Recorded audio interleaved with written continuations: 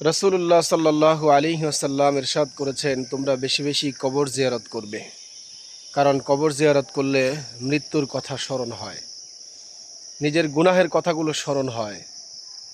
কারণ দুদিন আগে আর পরে একদিন কবরে চলেই যেতে হবে।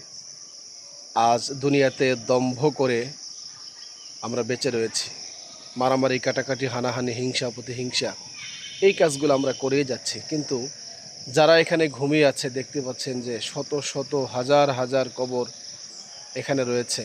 ঠিক এরকমভাবে দেশের আনাচে কানাচে বিভিন্ন জায়গায় এই কবরস্থান রয়েছে।